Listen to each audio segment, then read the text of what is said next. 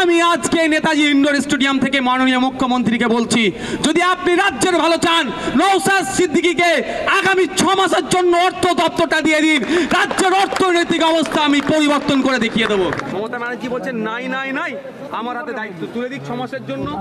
যদি আমি ব্যবস্থা না করতে পারি, অর্থনৈতিক চাকা যদি না ঘোরাতে পারি, আমি পশ্চিমবাংলার রাজনীতি থেকে আমি নিজেকে গুটিয়ে নেব।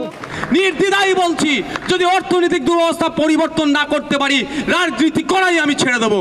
যেদিন দায়িত্ব দেবেন তার পরের দিন থেকেই সরকারি কর্মচারীদের কেন্দ্রীয় সমাহারের ডিএর ব্যবস্থা করে দেবো, এবং যে কটা সমাজ কল্যাণমূলক প্রকল্প চলছে একটাও বন্ধ হবে না, সবটাই চালাবো। তাই বলছি, মমতা ব্যানার্জি যদি সদিচ্ছা থাকে, নওশাদ সিদ্দিকীর হাতে রাজ্যের অর্থ দপ্তরটা মাত্র 6 মাসের জন্য তুলে দিক, যে হয় কি হয় না দেখিয়ে দেবো।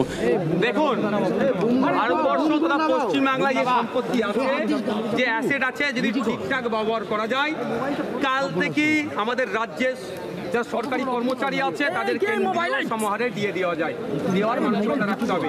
মমতা ব্যানার্জি বলছেন নাই নাই নাই, আমার হাতে দায়িত্ব তুলে দিক 6 মাসের জন্য।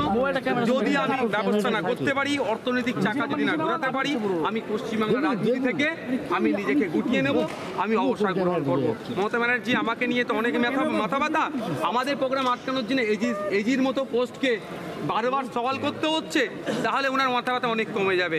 কোথায় অর্থ আছে না আছে সে দেখিয়ে দেওয়ার জায়গা আমাদের আছে, আমাদের হাতে দায়িত্ব তুলে দিক। মমতা ব্যানার্জিকে সরাসরি আপনারা প্রশ্ন করুন, নওশাদ সিদ্দিকী একজন বিধায়ক, তার হাতে যদি দায়িত্ব অর্থ দপ্তর তুলে দেয়, আগামী 6 মাসের মধ্যে পশ্চিমবাংলার অর্থনৈতিক চাকা কীভাবে ঘুরতে হয় দেখিয়ে দেবো।